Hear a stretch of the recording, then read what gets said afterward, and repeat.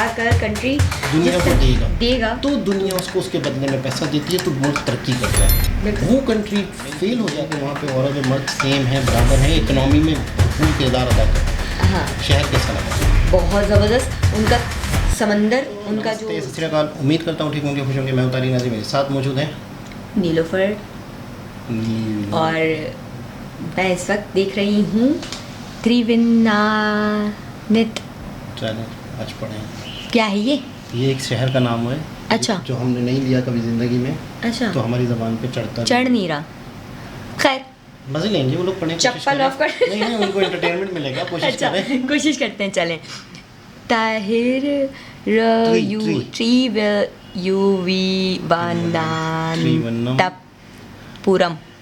Thiruvananthapuram city. छोटा नाम रख लेते हैं। त्रिवनंत, आपको छोटा नाम नहीं आता? वैसे शहर बड़ा है तो आपने नाम भी बड़ा रखा है। शहर और है कि वो उसकी कल्चर, उसकी जो उनकी लैंग्वेज में। Capital of Kerala.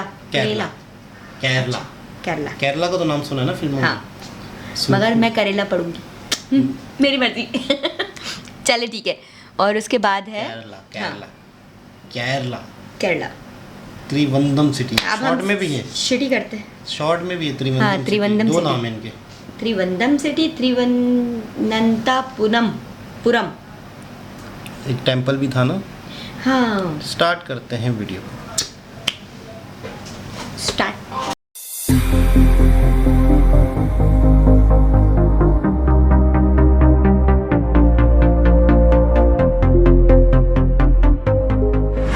हेलो दोस्तों, कैसे हैं आप सब? उम्मीद है आप सब खैरियत से होंगे।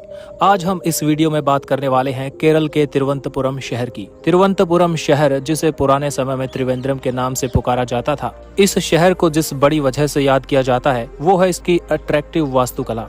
तिरुवनंतपुरम कोल्लम, तिरुनेल्वेली जिला, कन्याकुमारी और अरब सागर की सीमाओं से चारों तरफ से घिरा हुआ है। तिरुवनंतपुरम को भारत का सदाबहार शहर भी कहा जाता है। इस शहर का क्षेत्रफल 2192 वर्ग किलोमीटर है और समुद्र तल से इसकी औसत ऊंचाई 16 फीट है। कहा जाता है कि ये केरल का दूसरा सबसे अधिक आबादी वाला शहर है। अब अगर बात करें इसकी डेमोग्राफी की, तो 2011 की जनगणना के अनुसार यहाँ 33 लाख से ज्यादा की आबादी पाई जाती है। साथ ही बात करें यहाँ की एजुकेशन की, तो इस शहर में 94% आबादी पढ़ी लिखी मानी जाती है। जैसा कि आप जानते हैं, केरला को भारत का सबसे पढ़ा लिखा राज्य माना जाता है, जिसकी वजह से यहाँ की साक्षरता इतनी ज्यादा है। वही तिरुवनंतपुरम में लिंगानुपात 1000 पुरुषों पर 1087 महिलाएं हैं और इस शहर का जनसंख्या घनत्व 1508 व्यक्ति प्रति वर्ग किलोमीटर है। इस शहर में सबसे ज्यादा मलयालम और इंग्लिश भाषा बोली जाती है। इस शहर के सभी लोग आपसी तालमेल के साथ रहते हैं, लेकिन फिर भी बात करें यहाँ के धर्मों की, तो सबसे ज्यादा हिंदू धर्म और दूसरे नंबर पर ईसाई आबादी पाई जाती है। यहाँ के अट्रैक्शंस की बात करें तो इनमें सबसे ज्यादा फेमस यहाँ का श्री पद्मनाभ स्वामी मंदिर है। ये सभी मंदिरों में सबसे अमीर मंदिरों में एक माना जाता है।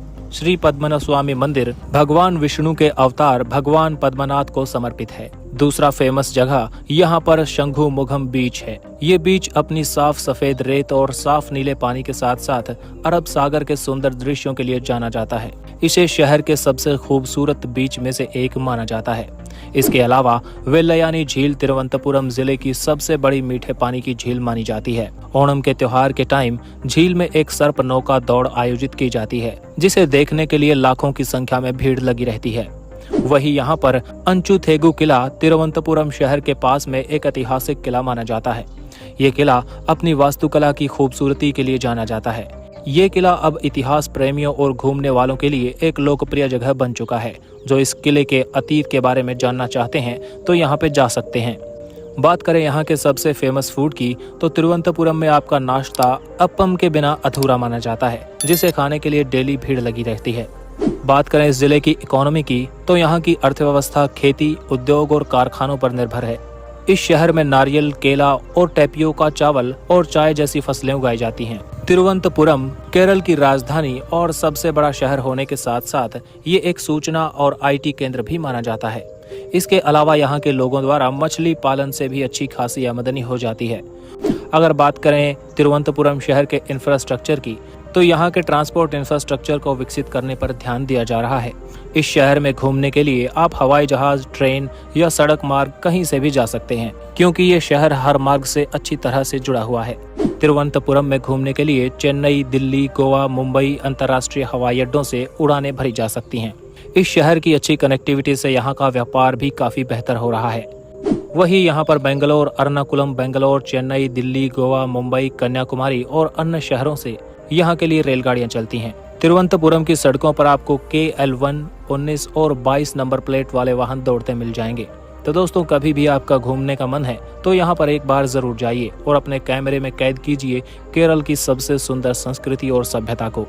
अभी के लिए बस इतना ही। अगर ये वीडियो आपको पसंद आया तो इस वीडियो को लाइक कीजिए। अपने शहर के बारे में वीडियो चाहते हैं तो अपने शहर का नाम लिखकर कमेंट में जरूर। जनाब, शहर का नाम बताएं। त्रिवंद्रम शॉर्ट नाम ये सही है, बस सही है त्रिवंद्रम।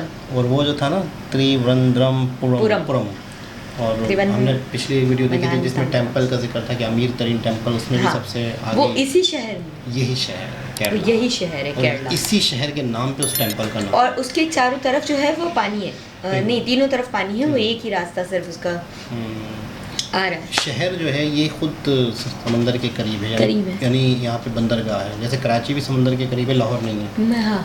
तो जो शहर समंदर के पास होते हैं वहाँ बंदरगाह होती है, वहाँ पे इंपोर्ट एक्सपोर्ट होता है, दुनिया का सामान आता है, आना जाना होता है, दुनिया का सामान जाता है। यानी पूरे पाकिस्तान जो बनाता है वो पहले अगर मुल्क से बाहर भेजना है तो उसको कराची आना है, ज़रूरी है कराची लाना। फिर उसके बाद वो बंदरगाह KPT इधर उधर जाएगा, कराची बंदरगाह पोर्ट, ग्वादर पोर्ट भी है हमारे पास, बिन कासिम पोर्ट भी है, वहाँ जाएगा, फिर उसके बाद दुनिया में जाएगा। यानी लाहौर वाले अगर कोई चीज़ बना रहे हैं तो उसे कराची आनी है अगर बाहर जाएगी।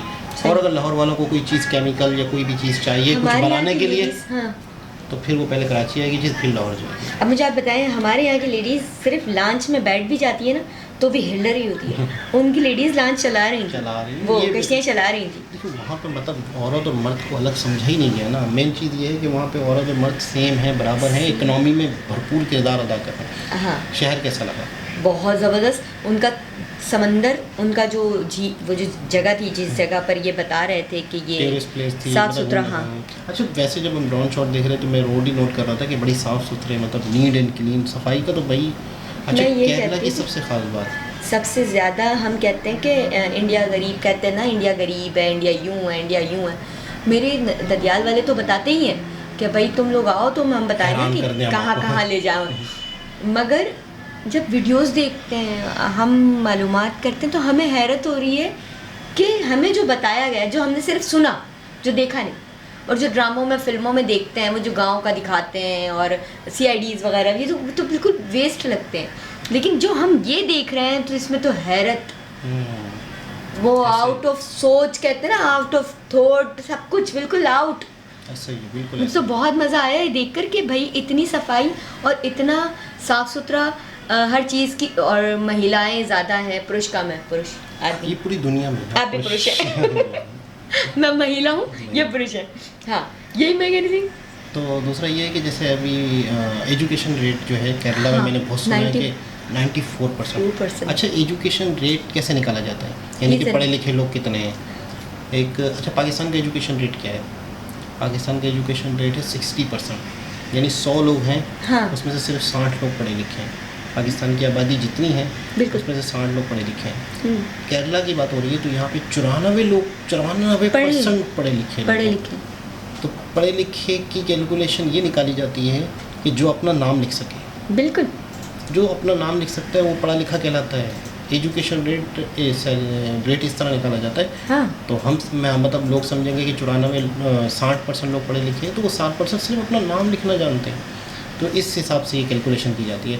तो खैर, केरला वैसे इस बारे में बहुत फेमस है कि केरला में एजुकेशन बहुत ज़बरदस्त है, एजुकेशन और बहुत होना भी फोकस ज़रूरी है, क्योंकि एजुकेशन ही जाहिर सी बात है किसी भी कौम को कहाँ से कहाँ ले जाए। तरक्की पहुँचाने के लिए एजुकेशन ज़रूरी है, दिमाग खुलता है। वरना तो पता है क्या है, इंसान जो है उसको खाना चाहिए, उसको घर चाहिए, उसको कपड़ा चाहिए, उसको चीज़ें चाहिए। एक इंसान अपनी ज़िंदगी में चीज़ें लेता है हाँ। क्योंकि उसको ज़िंदा रहना है। बिल्कुल।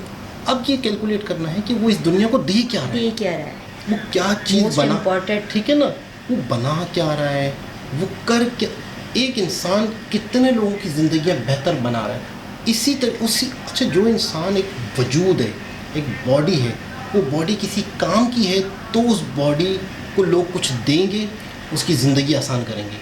वो पैसे की शक्ल में होगी, उसके पास घर की शक्ल में आएगी, गाड़ी की शक्ल में आएगी। एक शख्स इस दुनिया को कुछ दे नहीं रहा, बिल्कुल भी।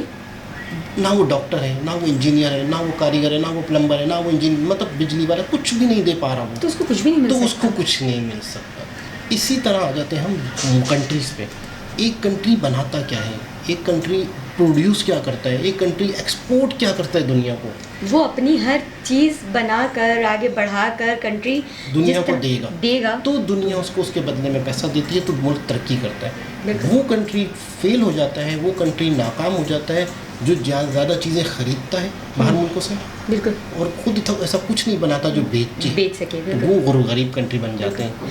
मगर आपको एक बात और बता दूं, हम अमीर हैं, हमारा पाकिस्तान बहुत अमीर है, चावल हमारा है। कहाँ जा रहे हैं? हमारे पास कैलकुलेशन नहीं है, हमारे पास हम आज हमारे मुल्क में लोग रो रहे हैं, बेरोज़गारी इतनी शदीद है। बिल्कुल, हर अगला बंदा रो रहा है, हर अगले बंदे के पास काम की परेशानी है, बच्चों की पढ़ाई भी रो रहा है, पिछला हर अगला बंदा भी रो रहा है, पिछला भी नहीं। मैं आपको एक और बात बता रही हूँ ना कि हर अगले बंदे को रोना है, पैसा नहीं है, खाना नहीं है, बच्चे को क्या खिलाएंगे, इसको क्या करेंगे, यहाँ जॉब नहीं है, वहाँ जॉब नहीं है। अच्छा, फिर हर चीज़ आपकी अपनी है। जब खाने की मुसीबत हो तो फिर इंसान एजुकेशन का कहाँ सोचेगा? कई लोगों ने अपने बच्चों को स्कूलों से निकाल दिया है कि घर का खर्चा नहीं हो रहा, तो एजुकेशन कहाँ, फिर तो दूर की बात हो गई।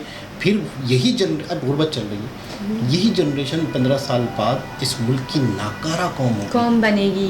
तो फिर और बुरे हालात होंगे, बहुत ख़तरनाक सूरत हाल अगर अभी भी से ना संभालेगी तो। खैर, वीडियो तो बहुत लंबी हो जाएगी, बातें तो बहुत सारी है। दोबारा किसी और के साथ आपसे मुलाकात होती है, तब तक के लिए अल्लाह हाफिज़। सत श्री अकाल।